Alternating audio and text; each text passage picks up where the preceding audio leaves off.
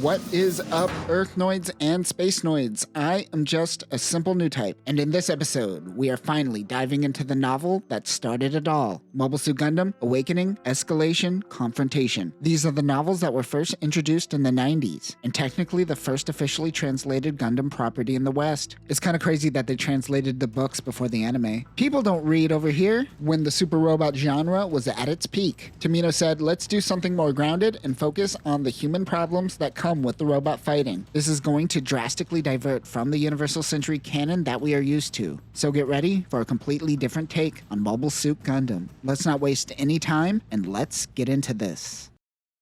Lieutenant Junior Grade Ralph begins yelling at 5 young cadets in front of him. The Pegasus has taken flight and the cadets must watch pilots practice landing procedures with core fighters. The cadets must yell out the landing procedures that each pilot are doing. One thing to note here, unlike the anime where we follow the Pegasus class ship called the White Base, in the novel, it is a White Base class ship called the Pegasus. If you ever seen people refer to White Base as a White Base class ship, it is because of the novel. They are on their way to Side 7, and this is the ship's first real mission. Many of the core fighters have already experienced real combat when they were on the Trafalgar. The Trafalgar class ship is an EFF space carrier specific to the Gundam novels and later adapted in the video game Garen's Greed. It was developed from the Magellan class ship and can be seen more as a Magellan variant, as any Magellan can be modified into a Trafalgar. There is no data on how big the carrying capacity of these ships are, but it does have the ability to carry at least 12 public class ships. Because this is essentially a Magellan with a deck attached to it, many of the mega particle cannons have been removed. This greatly reduces the ship's firepower. Because of this, this ship has very weak defenses and requires an escort ship, and it makes it a giant undefensible target. 8 of these ships were built before EFF created the White Base class ship. It does retain one twin megaparticle cannon, and twin machine guns have been added near the deck. Other weapons include 2 6-tube missile launchers and various missile launch tubes. Lieutenant Ralph leads the cadets to the hangar, where they will get to pilot the core fighter for the first time. Lieutenant Ralph takes off first, followed by 5 cadets: Ryu Jose,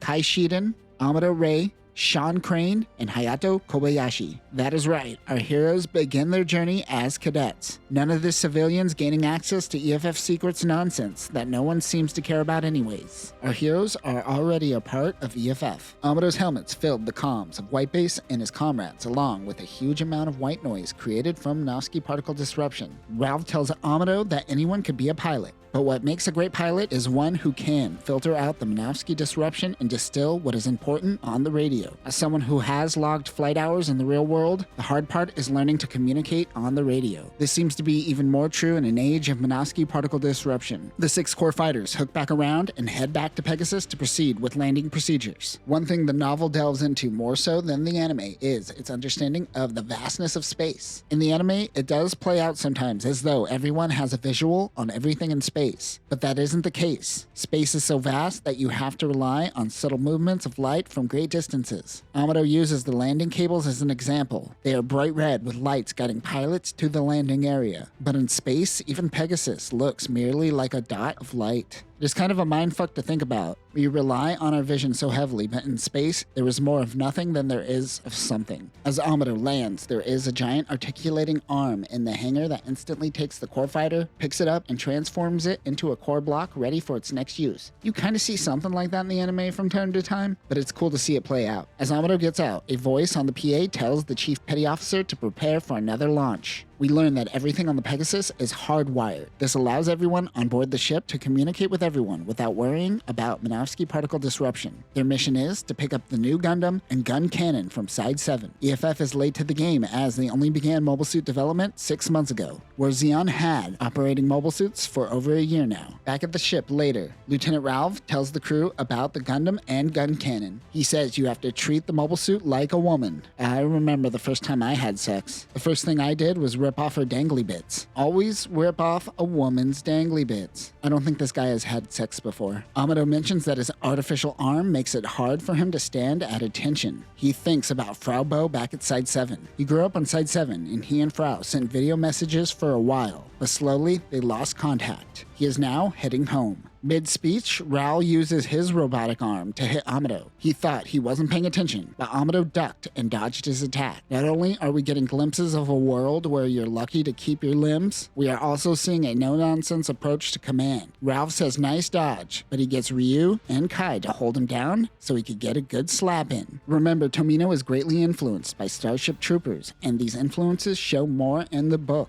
The desire to earn citizenship usually came with the price of missing a body part. Also, the extreme punitive measure that Command takes to get their point is very much a Hindland move. At least it was just a slap and not a knife through the hand like Gary Busey's son got in the movie. They are dismissed to get some food. Everyone laughs and tells Amado to stay out of trouble next time. Char Aznable comes to the bridge of the Musai-class ship. One thing we learn here is that Musais are so quiet you could hear a pin drop. Drin tells him that they are 15 minutes away from Side 7. He looks out to Luna 2 and Earth. Luna 2 has a reddish, rusty color compared to the generic gray granite color you get in the anime. Char uses the laser scope to detect the Pegasus beyond the shoal zone. He mentions that it looks like a Trojan horse. Everyone on the bridge is wearing a mask, including Char, but Char wears another mask under that. This is to hide a horrible scar. They left it vague in the anime, and in the original, he used the excuse of an eye sensitivity thing. That always bugged me about Origin. Pilots typically have 20/20 vision or better, so writing it as an eye problem is weird. But I guess people with glasses pilot mobile suits in this world, so what do I know? Stupid Keith and his glasses running my argument. Of course, this is all for him to hide from the Zabi family. Side 7 has been in development for 2.5 years now and is slowly developing more colonies. Only a third was built before the war broke out. This new ship heading to Side 7 makes Char believe it is Operation V, and the Federation now has mobile suits. Drin is a little hesitant. According to their intel from 2 months ago,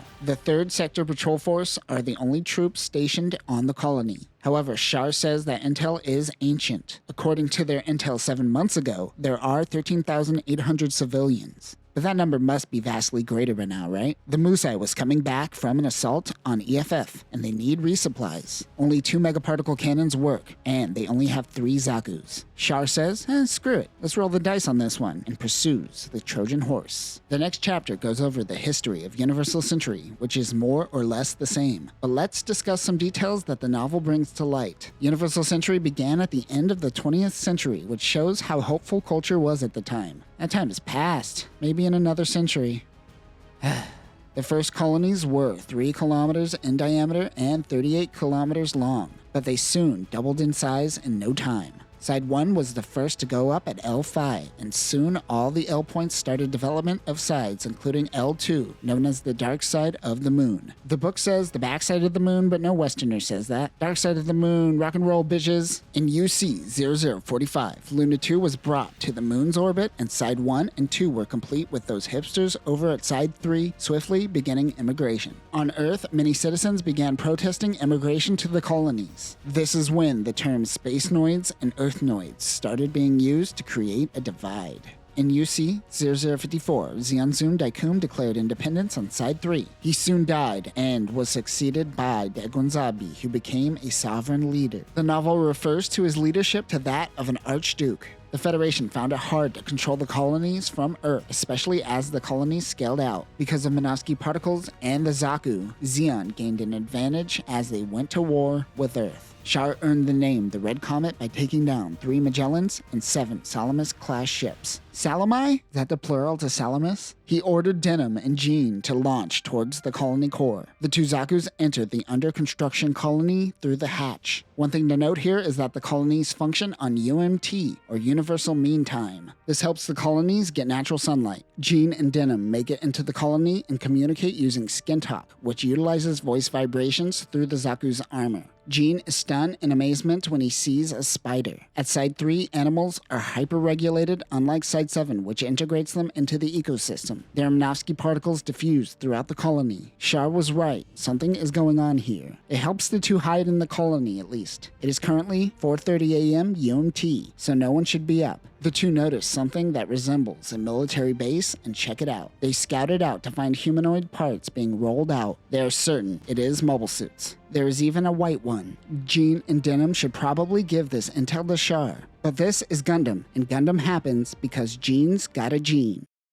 The Pegasus docks with Side 7. 3 gun cannons and 3 Gundams are ready to be loaded onto the ship. Amado and the cadets stand at attention while the veteran pilots get to be the first to check out the new units. On the bridge is Paulo Cassius. He spotted the Musai class before docking, and they need to hurry. Suddenly, an alarm goes off and the captain is informed that there is an attack inside the colony. Jean goes into action. Tomino mentions that the Zaku's verniers allows the mobile suit to jump 800 meters. He hits and destroys one of the mobile suits. Also, their names are Denim and Jean. Tomino started doing the weird Toriyama naming convention before Toriyama. EFF quickly responds to their attack, but they respond with Elikars with missile launchers mounted on them. Oh, bless their hearts. Jean and Denim swiftly take them out. 2 core fighters launch inside the colony. Amado notes that piloting a core fighter in the colony is madness, as the fighters are too fast and the colonies are too small. They go in to attack Denim, but the Zaku is simply too powerful and takes them out. Amado and the cadets get into their normal suits and grab some rifles. They take a lift to find a gun cannon with no legs. They find an Elikar and head towards the EFF base being attacked. The elevator they just came from explodes. Another explosion goes off above them, flinging the cadets out of the car.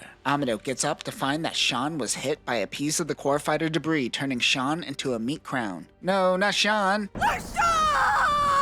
No, Sean, not LaShawn. Also, you're on the wrong side. Sean's blood covers Amado's normal suit. He removes a piece of Sean's intestines from the suit and they continue running. He wonders if Frau is alright. He thinks about how Frau was a surrogate mother for him and wonders, was she into me? Oh man, I probably could have asked her out. Why am I realizing this while Sean's intestine juices are on me? They head to C Block, which was his old neighborhood. EFF turned the area into a weapons testing facility. That is when a Zaku approaches the cadets. The cadets and Pegasus crew fire on the Zaku, but Amado runs through the mobile suit. He had sensed that it wouldn't move and he could rush by. The cadets regroup on the slope as citizens flee in evacuation pods. They realize they are useless and have to find heavier firepower. They head into the building where Amado wonders where the other mobile suit is located. They leave just in time as a boulder crushes the building. EFF fires on the Zaku and ricochet bullets come close to hitting the cadets. They try to get into an Elikar, but one of the Zaku's giant shells drop down and crushes the car. Another explosion goes off, decimating the soil and exposing the colony. A few more hits like that and the colony is goners. During the explosion, Amado sees the limb of a child pass by. This triggers something in Amado. He knew there is one untouched mobile suit and is going to look for it. He ignores the massacre around him as much as possible. Once he reaches the weapon site, sure enough there was one untouched mobile suit already equipped with a core fighter. He gets into the cockpit. Amado spent months training in the Gundam on the simulator.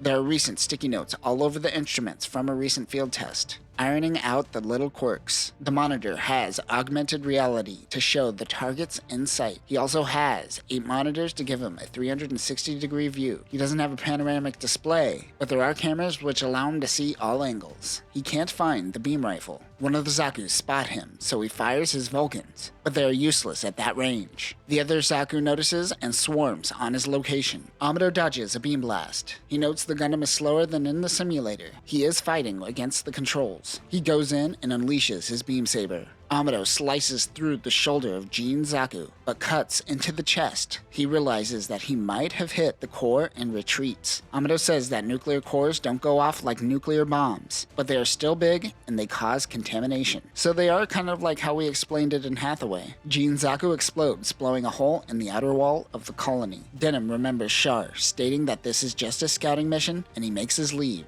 Char is on thin ice with the Zabi family and doesn't want this operation to turn sour. He is the son of Zeon Daikum. He was too young to understand when he was a kid, but his surrogate father, Jimba Rao, told him that his father didn't die of natural causes and lays blame on the Zabis. Besides learning Char's backstory up front, we also learned that he wasn't plotting as a child like an origin. Most of his hate towards the Zabis was taught to him by Jimba Rao. He retained a new identity as Char Aznable and joined the academy where he met Garma Zabi. Soon the war broke out. Char is trying to lay low and gather as many Daikum loyalists in the process. He hates both the totalitarianism of the Zabis and the absolute democracy of the Federation, so he's going to let them fight each other. They pick up Denim and swing around the other side of Side 7 against Captain Haman Tram's wishes. Even if they disobeyed orders, Denim was able to create a diversion for the Musai. Denim tells Char intel on the Gundam and damage on the colony. They will be too busy to deal with the Musai at the moment. This is the perfect time to go in for a second infiltration. They will use normal suits instead of Zaku's this time. Char and Denim head back to the colony with a small team. Amado wanted to help out with the destruction, but on the comms come Ensign Bright Noah, Warrant Officer Midai Yashima, and CPO Marker Clan. They tell Amado that there seems to be no senior officers left alive, with the exception of a wounded Cassius. The Pegasus received a direct hit. All the ground units that went out haven't come back. Bright has assumed command for now.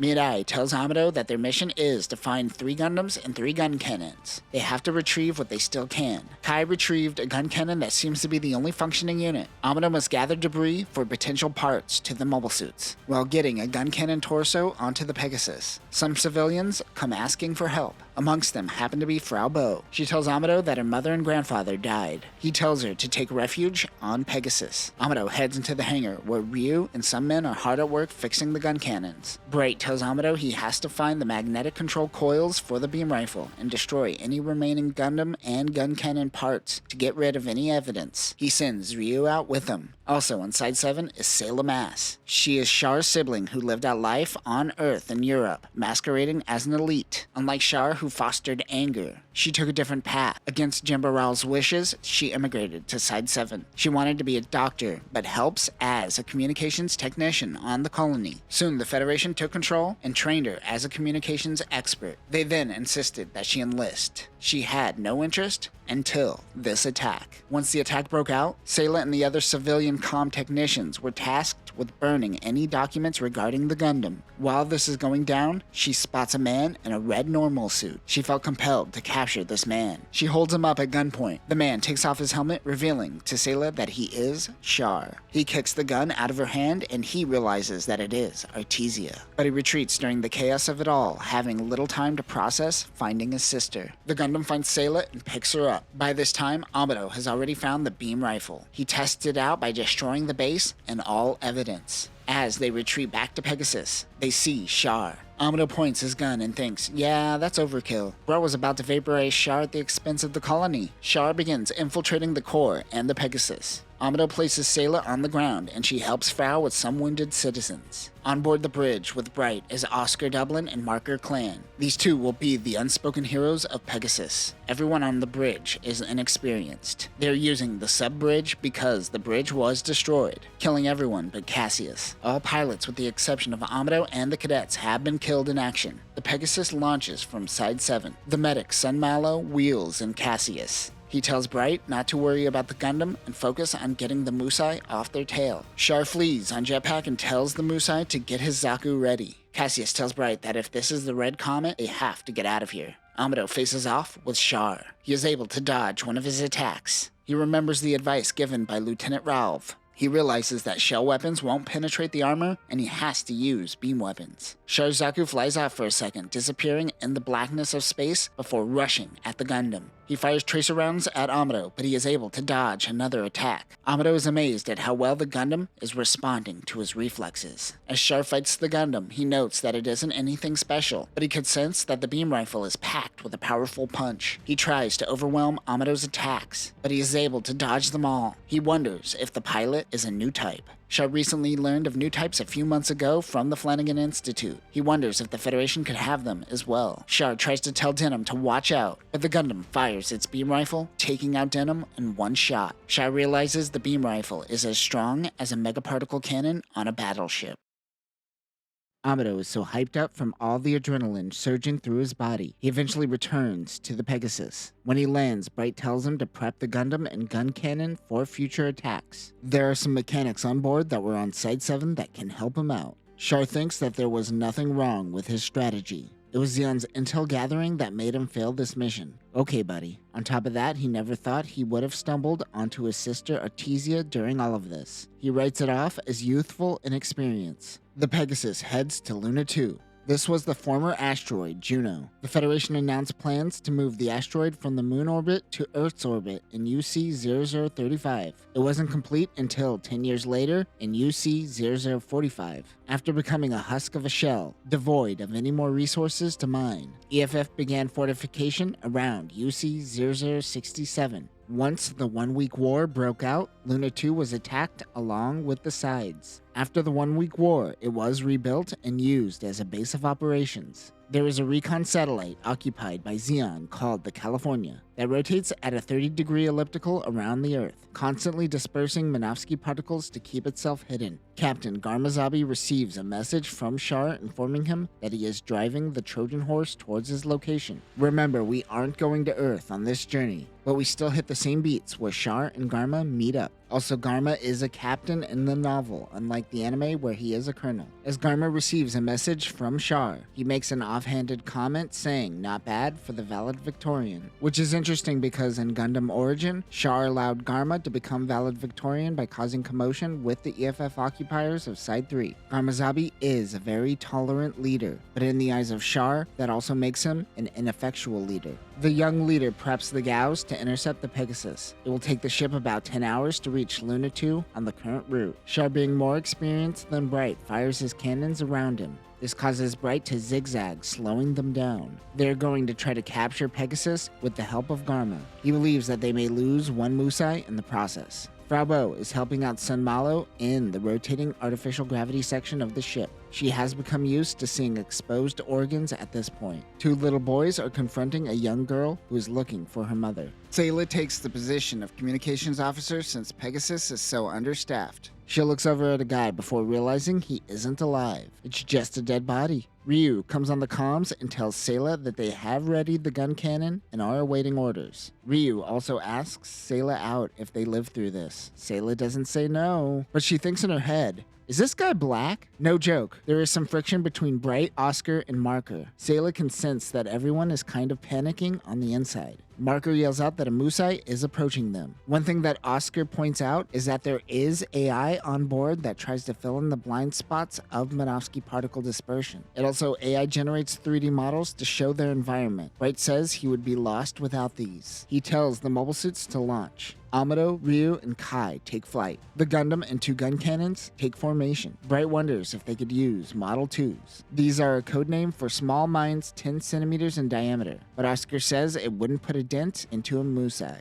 The Musai launches missiles towards the Pegasus. Mirai takes evasive maneuvers. The ship takes a hit, but what Bright is trying to do is use the force of the blast to help accelerate the Pegasus. The crew goes to patch the ship with wall film. We've seen this a couple times in the anime, but definitely not enough. This is the liquid goop that seals up holes in a spaceship. Char goes in and out, hitting the Gundam with the 120mm machine gun. It isn't going to be able to take another hit. Amado gets a kick on Char. He wasn't expecting the Gundam to get a hit off. Also, this seems to mimic Char's famous kick in the anime. The Musai fires another missile. Bright responds with anti-air missiles. As the action happens, Frau tends to the 3 kids and ensures they are tied down. She learns that this is Kika, Katz, and Let's, and says that when the action calms down, they will look for their parents once again. But Frau recognizes that no one is looking for these kids and expects the worst. Dren is not the captain of the Musai in this version. He seems to be the second XO of the sorts. The captain is someone named Haman Tram. Char wants to push the Trojan horse towards Garma, giving him all the glory. But Garma is a part of Caecilia's space attack force, but they are under Dolzel's command and the command of the Mobile Assault Force. Captain Tram wants all the glory to go to Dolzel.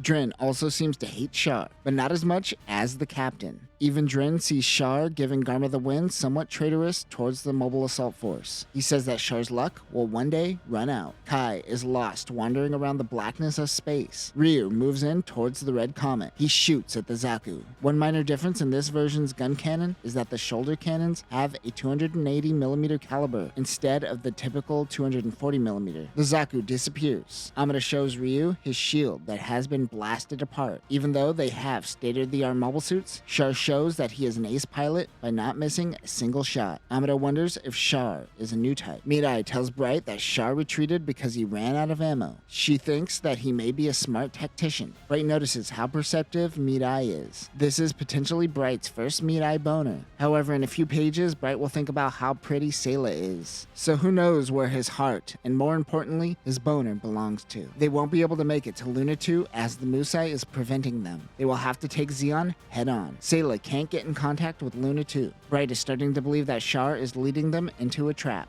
In the anime, like most heroes, they tend to fail upward. It's a kid's show designed to sell toys, so I get it. But here, we get to see Bright's struggle. He is not doing well as a commander. They have been at this cat and mouse game for 3 hours. Bright was planning on looping around Luna 2, but forgot that California is nearby. Like in episode 3 of Gundam, Vote to Attack. Bright leaves it to a vote with the crew. Should they push forward towards the California or turn back and face off with Char's Musai? Mirai thinks that they should head back as she believes the Musai is low on ammo. Ryu Jose agrees with her. They also don't know how many Gaos the Zeon satellite will have either. Bright opens a communication line to the entire ship, asking if anyone is willing to help defend it, while children and others head towards Ward E. They will engage with the Musai in 15 minutes. Alright, good talk. Time for a coffee break. 2 paragraphs are spent on coffee talk. You know, I get it, actually. Everyone begins overwhelming Sayla with questions, but Bright tells her to relay all of those questions to the commanding officer of each deck and not bother them. All she could really do is monitor injured people on the cams and relay info to Sun Malo. That is when Frau gets on the line and asks her, "Hey man, I got 3 screaming kids with me. How do I get to Ward E?" An old man named Jarma Amoff comes to the deck and tells Bright that he used to be the commander of the ship Buchanan. He wants to help. He tells him to take over for Oscar, who is currently running command at the missile launchers. The old man constantly calls him Skipper during this conversation, which greatly annoys Bright. Bright gets Oscar on the phone and tells him to let the old man pretend to take command and watch over him. He is from the radar days, which aren't as useful in an age of Minovsky particles. Marker got someone on the stern missiles. Bright notes that Marker has a photogenic memory when it comes to faces. Bright seems to not remember anyone. Meanwhile, Bright wonders, where the hell is the coffee? Someone get this man a coffee. Garma and 3 Gaos will be in firing range in 10 minutes. 3 Gaos means 18 DOPS. Interesting to see that the DOPS and Gaos were used in space before being turned into atmospheric fighters, like in the anime and manga. I suppose there's nothing stopping them from being space fighters. They don't use aerodynamics and use a lot of thrust to fight against gravity. A Gauss seems overkill for space, though. What am I talking about? It's overkill in general. Giant ace combat boss looking ass plane. Char says that Garma is very young and inexperienced. Dren looks at him and says, "Bitch, you are young and inexperienced." Dren and Char's relationship is more contentious in the novel. Char launches an Izaku to help Garma. Dren equipped his unit with a hyper bazooka, but only has 3 refurbished rounds. The DOP space fighter was one of the first fighters developed by Zeon during a time when people barely knew of Minovsky particles. The cockpit extends out unlike typical fighters, which gives it an edge in battle and outclass the Federation's flying mantas, although it can win in a dogfight. Its weapon set is greatly underpowered with just Vulcans and small missiles. Char realizes the Pegasus is turning around. He calls Bright foolish, as if he did this an hour earlier, he might have gotten the upper hand. But now he will have to face off against 2 forces. The Gauss fire its twin megaparticle cannons, but Mirai is able to dodge the beam blasts. She didn't get a command from Bright or any intel from Oscar. She just felt the need to evade in the moment. The Gundam and gun cannons launch and instantly square up with a squad of DOPS. Hayato went out in the gun cannon in Kai's place. They began fighting with Garma's fleet. Paolo Cassius has fallen into a coma and Bright still hasn't got that cup of coffee. Meanwhile, the cadets engage with the DOPS. Ryu gets his first kill using the shoulder cannons on the gun cannon. The Gundam takes down another 2. Char does an S-shaped maneuver and lands on the underbelly of the ship. He has the perfect opportunity to shoot the bridge. He goes in quickly, but the Gundam comes rushing in to protect the ship. He didn't expect anyone to keep up with his speed. Char really sniffs his own farts more so in the novel. How could anyone match my skills? Me, of all people. Char only has 2 shells. He fires 1. Amada responds with his beam rifle, which vaporizes his bazooka round. The beam blast emits millions of microparticles, which hit Char's shoulder shield. It looks fine to the naked eye, but the tiny holes break down the integrity of the metal. Char feels fear in battle for the first time since his first battle, which he mentions involved a flying manta. Amado pulls out his beam saber and tries to stab Char right in the mono eye. The Gundam's eyes glare back at Char. He is stunned by the engineering behind the Gundam's beam saber. Garma tells everyone to pull back back as the Gals are prepping to fire the megaparticle cannons. Before Char could even react, 2 Gals go up in flames. The Pegasus gets 2 direct hits. Out of the flames comes Garma's Gal, heavily damaged. Char realizes that he is going to try to ram the ship. He yells out to Garma to stop. Char's genuinely concerned for his friend, but then he thinks to himself, hold on now, he's a Zabi. This is a good thing. Zeon didn't get 1 hit on the Trojan horse and wonders if it is a demon. He then thinks that perhaps it is a special Newtype squad, but it can't be as Newtypes are barely in the zeitgeist at this moment. During all this, Char is still caught up with the Gundam, not able to shake him. Minovsky particle density is high, but on the radio comes Garma's muddled voice yelling, glory to Zeon. In the distance, the Pegasus-class ship fired 3 megaparticle blasts into the Gao, and Garma's ship goes up in flames. The remaining Dops fall in formation with Char as they retreat. He thinks Dozel isn't going to be happy about this one. Amado meets up with Lieutenant Junior Grade Matilda Ajan once they make it to Luna 2. They are a part of the 28th Division, a Luna 2-based transport. They are key to resupplying the front lines and currently ordered to resupply the Pegasus. Amado instantly falls in love with her. Tomino focuses on Matilda's lips a lot. He's a lip guy. Who would have thought? Ever since the Battle of Loom, there have been a shortage in manpower in both the civilian and military sectors. While on Luna 2, they have to work a double shift doing various tasks. Lieutenant Matilda works on resupplies, while Lieutenant Woody's engineering corps handles repairs. Everyone on Lieutenant Woody's team is green. Never forget that the mentality in this book is grim. Everyone is rushing to teach everyone as much as possible, knowing that they too will most likely be dead soon. When working on the deck, it is important to isolate the frequency you are communicating on, so you could cut out the chatter from other teams also doing work. Working on the deck in a normal suit is very similar to a plane navigating the radio to taxi on the runway. Others find it easier to just use skin talk.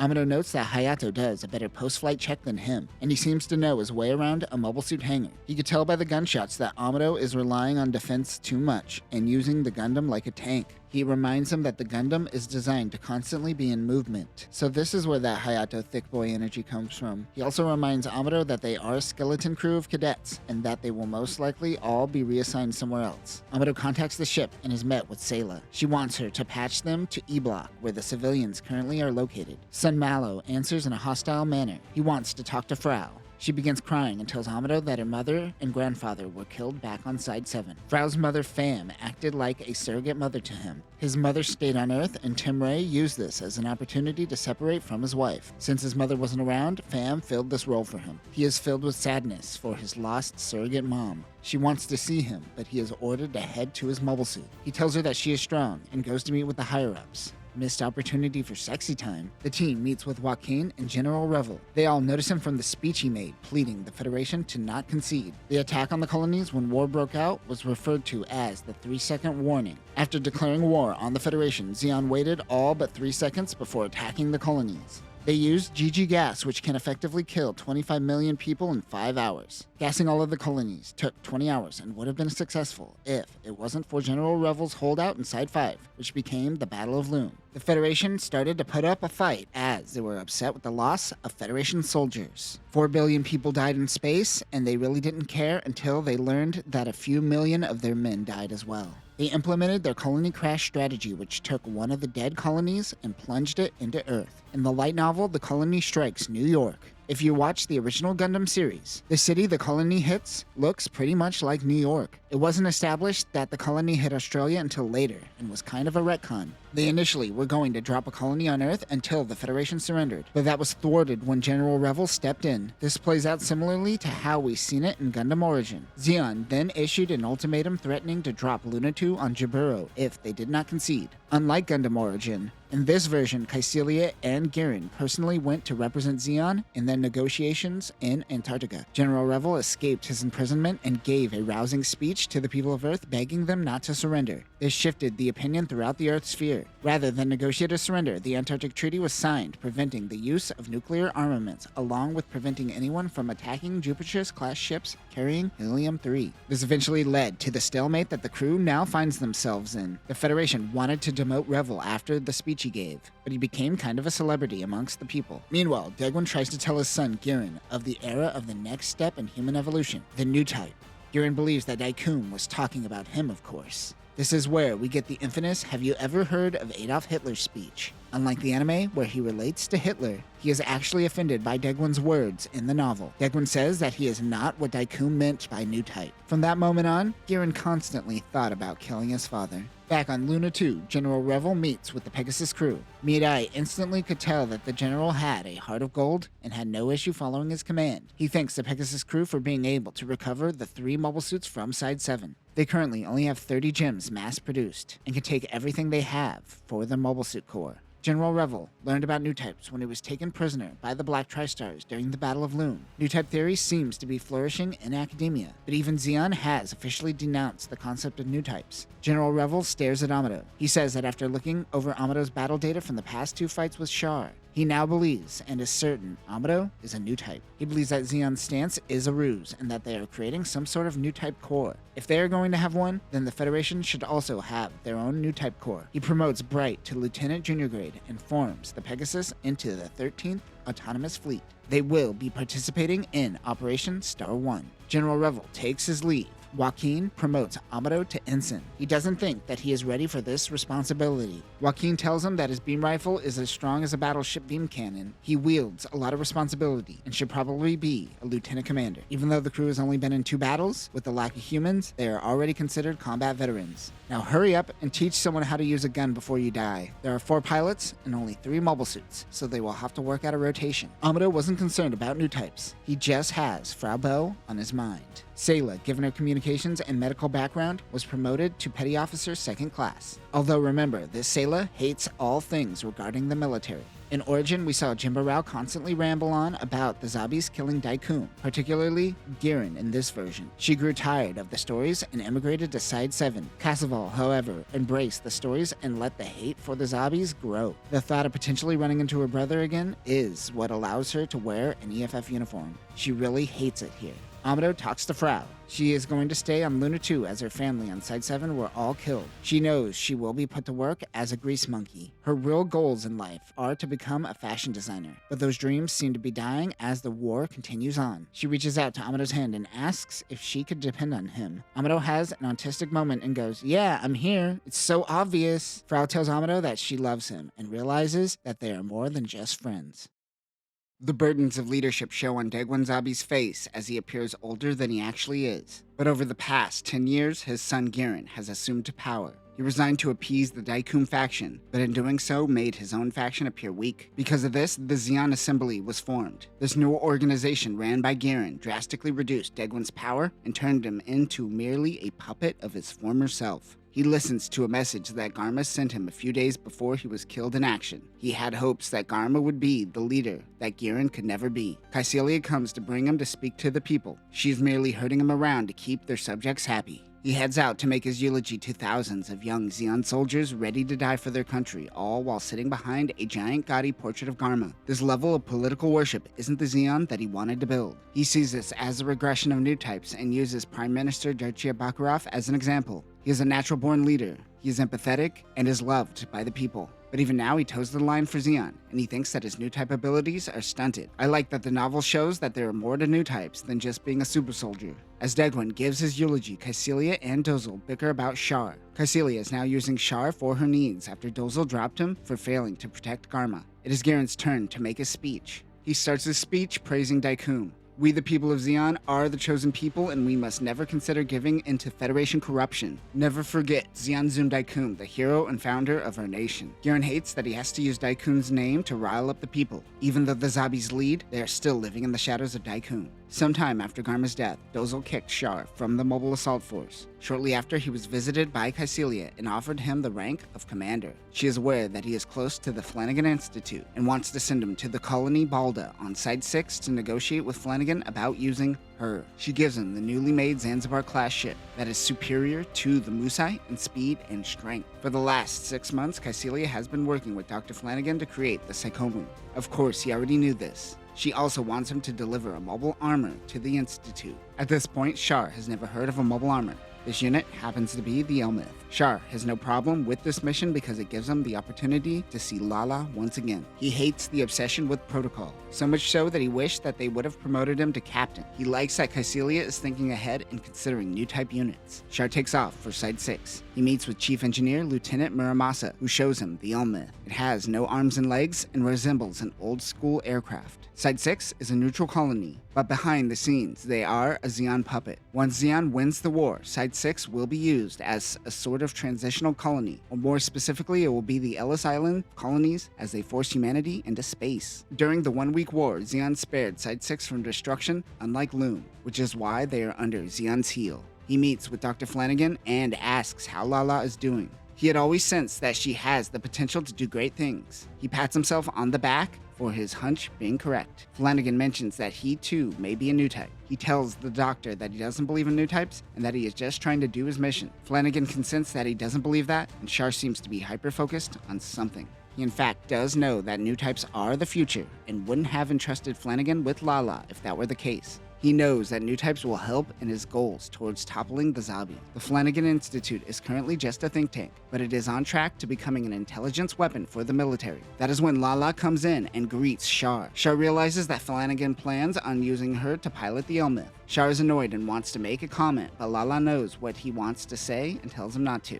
He then asks about data on Newtypes on whether or not being a virgin makes a difference. What a weird comment. But this makes Flanigan certain that he is indeed a Newtype. What an even weirder reaction to that comment. We learn that Lala and her family escaped Side 5 during the destruction of Loom. Her family later died from other circumstances. She is a second-generation space noid, and the pain and suffering from barely surviving the Battle of Loom is most likely what activated her Newtype potential. The Doctor watches Char and Lala's interaction and realizes they have a deep bond. Char learns about Psychomu tech, but he wants to see a test. Flanigan states that negative stimulation does affect the user's effect on the Psychomu. They tested this with Lala and animals. Char says, that's weird. Hey Lala, how many dead animals did this asshole make you get a hold of to get this data? She says, oh, I held so many dead rabbits. Dr. Flanigan seems more like a mad scientist in this novel. They finally get the Psychomu up and running, and Lala is able to make a test bit hover. Zeon has loaned an Elmith simulator for Lala to use. She has already become an ace pilot in the simulator in no time. Later, after running tests, Char invites Lala to the dining hall. She is now under Char's command, assigned the rank of ensign. His other mission is to turn this Flanigan student into a hardened Zeon soldier. They were not the only ones in the dining hall. In the room are other researchers who are watching a broadcast of Giran continuing his speech. Lala isn't too hungry and just orders juice. He apologizes to her for what the scientists probably did to her in the name of data, but she seems fine with it considering her past and what she had to go through until she was eventually picked up by Zeon. She's just happy that she gets to work with Char. Lala stares at Char knowing that she wants him to take off his mask. Giran's speech is over and everyone else has left. He takes his mask off to reveal a giant scar running down his face. He tells him that it was an accident that happened in a fencing duel with Garma. Of course, this was a lie. He in fact gave himself the scar before entering the military academy. This was to hide his facial features that closely resemble Zeon Daikun. It also gives him an excuse to wear the mask. He says that this is the most romantic he will probably ever get. Look at my ugly scar, look at it! Lala is happy. I guess the scar does it for her. Zeon soldiers cheer on as Giran finishes his speech. Amado is watching the funeral and says, Was that us? Did we do this? Shit, I think we killed him. The news broadcast mentions that it was in part due to the Pegasus-class ship. Bright scoffs at the Zabis, who took Daikum's beliefs and turned it into a dictatorship. They are prepping to leave Luna 2 in 2 hours. The rest of the fleet has received the new gem, but the gun tanks and Gundam on board the Pegasus are superior, so they will be acting as a vanguard during Operation Star 1. Amado video calls Frau Bo to say his goodbyes. She knows he is a soldier, but Frau still tells him to be careful. She says he will be waiting for her. Because of the lack of manpower in this version, it has been hard to find mechanics to help with repairs. Hayato and others are constantly trying to bend backwards just to keep their mobile suits functioning. All pilots are in charge of their own cleanup and refueling, and are stretched thin. Cleanup is apparently a crucial job as the catapult is super fragile, and a single screw left on the deck can cause catastrophic damage. Things are quite hectic. Someone accidentally leaves the comms on for everyone to hear while Slugger Law, who was recently assigned to the Pegasus, and Bright start to squabble. It is assumed by the crew that Bright gave Slugger a good slapping. The 13th Autonomous Corps finally sets sail. The Pegasus leaves with a Magellan-class ship, the Hall, along with 2 Salamis-class ships, the Cisco and the Saffron. They also have 6 public-class ships for added defense. Bright finally tells them that they are planning on taking out Granada. They will attack Solomon in tandem and eventually push their way towards Zeon's homeland. The first stage of this mission is to head to Texas Colony to draw out the Granada fleet. Ryu recognizes that they are going to be acting as bait in this operation. For 77 years, there has been peace, but the violence caused by Zeon is no different than the warmongers of the old century. They kinda don't understand why Revel created this so-called Newtype autonomous corps, when dictators tend to undermine the value of life, whether or not they are new types. The team begins training exercises as they head towards the Texas zone. Ryu acts as the leader since he is the oldest, but he seems to want to focus on being more of a gun cannon specialist rather than acting as a point man. Some gems from the hull join the training exercise. They all work together to do mock attacks on the Cisco. They are exhausted from drilling non-stop. There is a technical manual for the Federation mobile suits that is said to be taken from a stolen Zaku manual. But this is the first time they documented mobile suit military strategy and training. This is all kind of new to them. A Lieutenant Commander Rudolph Ramsky tells them that they are being put in a position that most haven't experienced. They are effectively acting as test pilots during live battles, as mobile suits are still relatively new to the Federation. Kai and Amado talk about Sayla's looks. Amado says she is pretty, but he hates her voice. Aquafina is Sayla Mass. Make it happen, Legendary Pictures. Amado briefs the crew on Char. They wonder if he is one of these new types. They continue discussing battle tactics for hours. The Texas Zone is named after Texas Colony, as it was the only Side 5 colony to survive the Battle of Loon. Like in origin, Texas Colony was built after the American West, and a place for rich space noids to go camping. Those who survived fled the colony, and Zeon seized all the cattle after the Battle of Loon. In origin, Texas Colony survived because Sayla was on the colony, and he wanted to protect her. At Granada, Cassilia is being attacked. She gets reinforcements to help out in the Texas Zone. This includes Captain Makuve's squadron. Char is a higher rank than Makuve in this version. Makuve ledings his Chinese vase while getting mad at Char for not being able to save Garma Zabi. Char departs from Side 6. They're heading out to test the Elmith bits. He explains Psychomu Tech, but the one thing that he focuses on is the fact that it is free of Minovsky particle disruption. He wonders the potential of the new type Psychomu technology. Quick cut to that scene of the unicorns tanking a colony laser. Flanigan refers to it as willpower waves. It could be something that can be isolated and thus amplified. As he looks at Lala on the bridge at the Zanzibar, he wonders if he would be able to pilot the Elmith. Lala answers saying of course. Her senses are finely tuned, but he doesn't like this habit of hers and leaves the room. Lala thinks of Char's broad shoulders and wishes he would embrace her. Wait, what? Broad shoulders? Hey man, I like Char and think he's a great villain. But broad shoulders? He's a lanky-ass skinny boy. Do people in Japan think our Lord and Savior Kira Yamato is a broad boy? I am a Western medium, but a Japanese large, so it is possible. Broad shoulders. Get out of here. Using her new type powers, she has probed his mind and felt something dark, but with clear intent and purpose. It is a purpose that shows he can never live a normal life. Whenever he probes deeper, he is able to shut her out. This ability in itself shows that Char is a strong new type. She thinks that to the commander, she is just a means to an end. For the moment, she seems to be okay with that. Amado is now an officer and should be eating in the officers' quarters, but he eats with the NCOs out of habit. He passes by Midai before entering the chow hall. He comments on her figure and notes how she is the most popular Waves. Remember, Waves is women accepted for volunteer emergency service and was a part of the Naval Reserve during World War II. They are mirroring that in the Federation. He then sees Sayla from a distance. He has never actually met her.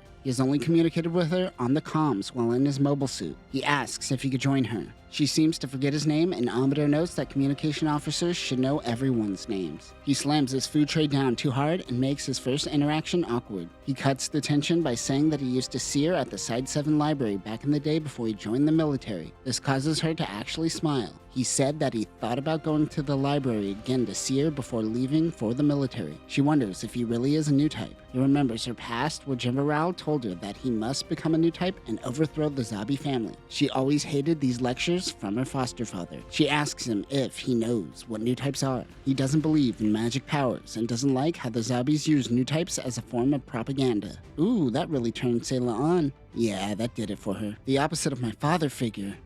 But he also says that the bureaucratic nonsense of the Federation is also a huge problem, and he doesn't mind if that collapses as well. He says that once people get into power, they forget about the people. She thinks that Amado thinks exactly like her father, Zeon Daikun. She then tries to speak to him telepathically. Of course, Amado didn't respond to her Newtype message, but while reaching out to him, she could sense that this guy is a virgin. Ew, what a loser. So gross. Orbiting Texas Colony is Makuve's Chevet-class ship. When Char's Zanzibar comes in, he sends a Morse code message to Makuve's ship saying good luck in battle. He tells Urigane to send a message back saying, we await triumphant return of the Red Comet and the Elmeth. Go in glory. Makuve calls Char Caecilia's pet, while Char calls him a man who should chase skirts. They are both just slinging their dicks at one another. The Zanzibar docks with Texas Colony, while Makuve awaits Joaquin's 13th Autonomous Fleet heading their way. On the Pegasus, Marker Clan spots the Chevet. They assume level 2 battle stations. Sayla tells the Mobile Suit teams to be on standby. It takes about 30 seconds for the crew to attach the beam rifles and shield. The Gundam takes an even shorter amount of time to get ready. Marker yells out 11 Zakus. 1 minute out, Sayla relays this to the pilots. They are outnumbered. Bright yells to launch. With them are 6 public attack ships. The gun cannon, the Gundam, and the 2 gems launch. 1 public launches missiles and breaks the Zaku's formation. The other 5 publics don't waste their main payload and use its 6-tube missile launcher instead. The Zakus get in close and the Mobile Suit team moves in. Amado barely misses an attack from the Zaku's Hyper Bazooka. In the novel, a lot of Mobile Suit tactics involve moving in and out of someone's orbit, and space in general is just more vast. It's kind of like asteroid fields, how you think they're very close, but in reality they're far away from one another. Something is coming 5 kilometers away. He aims his beam rifle and fires, hitting the Zaku. He turns around to find more Mobile Suits approaching Joaquin's ship. He rushes towards a command Zaku who was about to fire on the fleet, but Amado shoots first, taking out another Mobile Suit. He mentions that the computer readout will transfer to the core block system if anything goes wrong with the Gundam. Another Zaku comes in. Amado barely dodges the attack. The Zaku comes in again with the Heat Hawk. Amado fires his beam rifle at point-blank range, killing the pilot. His beam rifle is out of juice, and he dumps it and pulls out the beam saber. 3 Mobile Suits down. He rushes into close combat range as 2 Zakus approach. He slices through one. The other deflects, but Amado is able to eventually slice through his Heat Hawk. 5 down. Ryu and the Gem apparently took out 2 Mobile Suits. The remaining 4 Zakus retreat. They lost 2 public-class ships, and 4 were damaged.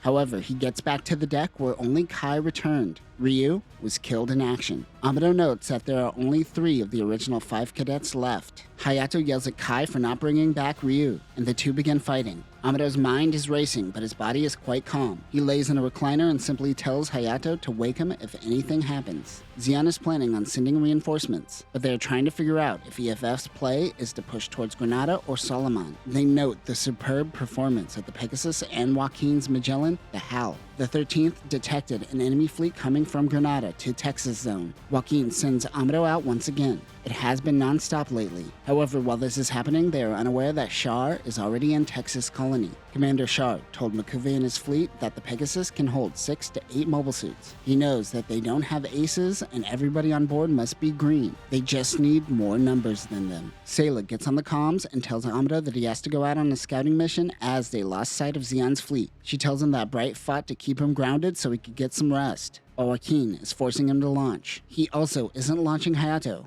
and Sayla says it is because Bright only trusts Amado. Sayla has been letting her guard down more around Amado since their conversation in the mess hall. Meanwhile, Hayato is mad, but Kai tells him that they aren't new types and to get used to the life of being just a gun cannon specialist. You're a grunt, deal with it. His pride won't allow him to think that they are these supermen that are better than the rest of humanity. He doesn't care if Revel and Zeon are building new type forces. He simply won't believe it. They ramp up Hayato's pride like crazy in the novel. Dude reeks of desperation. Amado is scouting with 4 public-class ships. As he approaches Texas Colony, a beam blast approaches them. He dodges the attack, but the beam clipped and vaporized the bazooka on his back. 2 Musais are now with the Chevet-class ship around Texas. The Gundam fires on one of the Musais. He then fires on the Chevet, but one Musai blocks the ship and is destroyed. 2 Zaku's approach him. One fires a rocket into the Gundam's right arm. Getting cocky at taking down a ship allowed him to be vulnerable. The arm still works, but the rifle no longer fires. This is what happens when you care about hand-to-gun authentication procedures. His other arm is holding the shield and is busy. He takes out his beam saber and slices through one Zaku. The other Zaku is nowhere to be found. He finds a hangar on Texas Colony and he hides out. This will give him a moment to check out his arm. He parks the Gundam and checks the arm out. There's no quick fix for the damage done. He needs a bazooka. He notes that because the beam rifle requires precision aim, it taxes the pilot more so than a bazooka.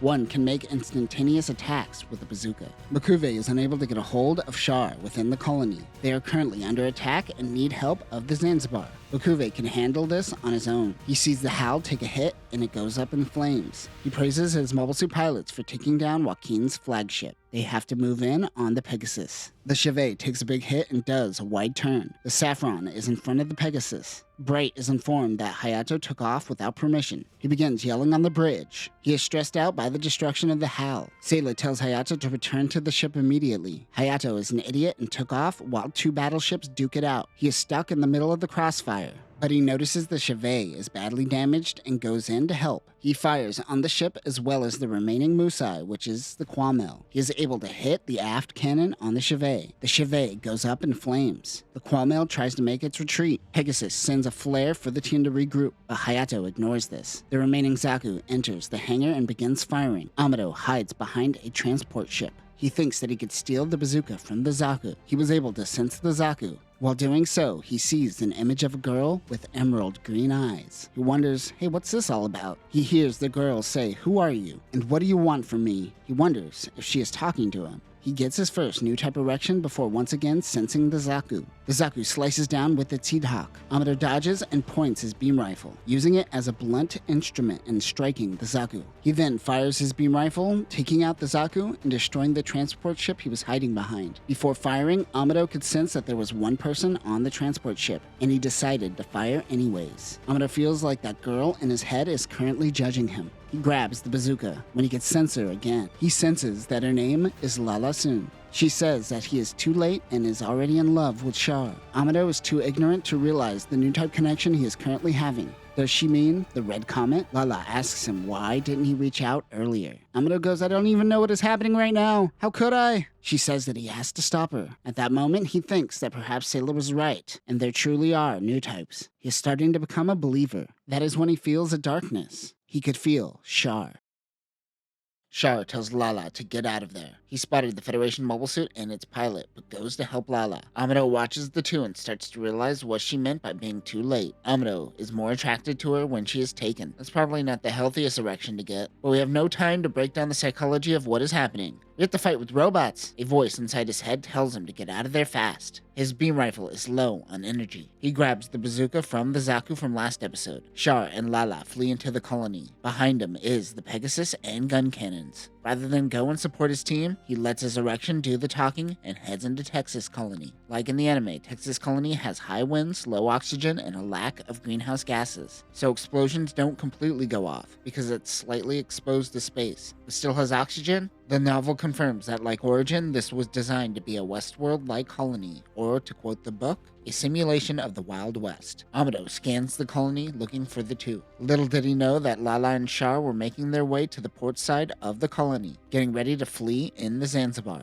While Lala heads back to the ship, Char faces off with the Gundam. He wasn't anticipating the Federation to have new types at this stage already. They dumped too many Minovsky particles as Char is getting nothing but static on the radar. The Cisco and the Saffron stayed outside, while the Pegasus head in to dock with Texas Colony. Bright calls Hayato back and switches with Kai. He was able to escape punishment for launching without permission because he shot down a few ships. He turns to Mirai, but she says to prep for a missile barrage. She is already able to sense Bright's orders before he gives them out. On a colony, each end of the tube has its own dock. There is a core in the colony for service maintenance purposes that connects the two docks, allowing Bright to fire missiles through the colony and to the other end, Star Wars style. The missile barrage smokes out the Zanzibar on the other side and enters into the colony. Sayla's shift ends and she uses this opportunity to go find her brother. She makes it out of the hangar and finds a dune buggy. There is enough air to breathe in the colony, but she still wears a normal suit to keep the sand out of her eyes. Also, that air isn't going to exist pretty soon. Lala and Dr. Flanigan are in a convoy with the Elmet, almost to the Zanzibar, when Bright's missile barrage goes off around them. Lala pleads to Flanigan to let her take off in the Elmet before the Zanzibar is destroyed. Flanigan is annoyed by all the sand in his butt crack, but she ignores him and doesn't even wait for his answer. Even though he ignored her, he yells at her to wear a normal suit. Lala relates the look of the Elmet to a yellow-crested cockatoo. I mean, yeah, I kinda see it. The Zanzibar launches its mobile suit. Amado watches the convoy, but Char sneaks up behind him. He tackled Amado so hard airbags go off and his spine would have snapped without him. I sit in my chair wrong and I'm hunched over for weeks? How are most mobile suit pilots still standing straight? Char is starting to feel the limitations of the Zaku while fighting the Gundam. He curses the fact that he doesn't have a beam rifle. Both mobile suits are adjusting to fighting in near-Earth-like gravity. Remember, we aren't going to Earth in this novel, so this is the closest we are getting to an Earth battle. Public attack ships go out to support the Pegasus on the other side of the colony. Kai is taking out Zaku's trying to protect the ship. The Zanzibar skipper is a veteran and waited an allotted time for the next volley of missiles. This is a situation where brash youth wins, as Bright fires until they have nothing left, gravely damaging the Zanzibar. If both did an all-out fire at the same time, the Zanzibar would have most likely won. There is a lesson about experience in battle and how it only goes so far. We don't have time for lessons, we gotta get back to battling. At this point, the colony is in ruins as ships fire back and forth. Out of the flames comes Lala and the Elmet. The remaining public-class ships head towards Lala. Her instincts kick in, and so too does the Psychomu system. Dr. Flanigan eventually found a way to convert psycho waves into human-readable language. He called this the Psycho Communicator, or as we know it, the Psychomu. The doctor originally found it hard to categorize the different human brainwaves, but what was much harder was to test for Newtype abilities. Newtypes come in all shapes and sizes, and can be super geniuses or psychic ghosts. Intuition, artistic ability, leadership qualities, these are all variables that define a Newtype. Even those who exhibit a strong sense of self-worth show Newtype potential. Lala Soon wasn't herself high in IQ, but she exhibits one of the best connections with a Psychomu system. Flanigan realized that Newtypes in this current time are ineffable. There is not a word or metric that can define them. None of that mattered to Garma Zabi. All she was concerned about was that Newtypes can be used in war. Flanigan was silenced by the Zabis. But even with the gag order, Newtype theory seemed to have flourished amongst the people, as Amado and Char fight with close combat weapons. The Red Comet curses himself for not being a Newtype. He thinks he isn't one simply because he is losing. The Gundam's drive shaft is at its limits. He is able to kick the Heat Hawk out of Char's hand. The beam saber slices into the neck of the Zaku. Char's arm no longer functions. He curses himself. That is when he hears Lala yell, "Commander." She unleashes her bits on the Gundam. Amado drops Char and begins evasion. This is the first time someone survived an attack from the Elmeth bits. Outside, the Cisco and Saffron are damaging the outer wall of the colony. The Pegasus and Zanzibar are now in close proximity of one another. The Zanzibar's reinforced armor is better than the Pegasus, but it does have weak spots. Mirai takes the ship low to the colony floor. She then swings by the Zanzibar where the Pegasus unloads rockets onto the Zeon ship, leaving it more of a husk than it once was. However, it still was functional enough to fire its cannons on the Pegasus before crashing into the colony, causing a giant colony quake. Sayla goes racing across the colony in search for Char. She locates the Red Zaku. Char made an emergency landing. She notices him reaching for an oxygen mask. Now with major holes throughout the colony, the oxygen has drastically reduced. She runs over and yells for Cassival. He realizes that it is his sister and wonders what she is doing here of all places. She wants him to quit the military and to return to the Federation with her. He says, "Are you kidding me? I'm Char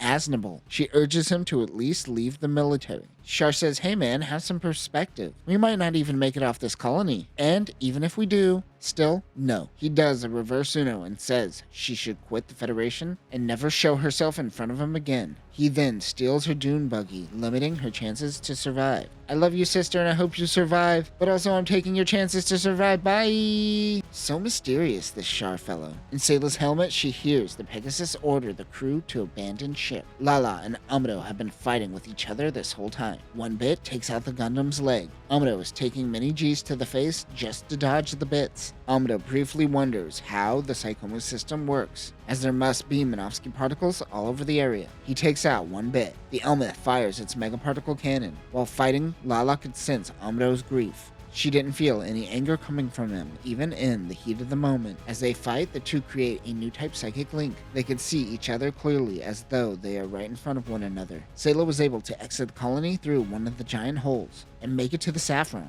Bright, Mirai, and Hayato, along with some of the surviving Pegasus members, flee towards the Texas colony port. Char makes it back to what little remains of his fleet. A giant green light emerges. Everyone on the battlefield can sense it. It even extends towards Solomon, where General Revel is currently on his way towards Granada for a direct attack. For a moment, both Lala and Amado could see beyond infinity. The Elmeth and the Gundam clash. Amado's beam saber connects, destroying the cockpit and vaporizing Lala. The mobile armor's reactor goes off, tearing another hole in the colony, causing the Gundam to fling out into space. He ejects into the core fighter. Amado killed the one person he needed the most. The world still isn't ready for new types to awaken. UC 0080. The war is still not over.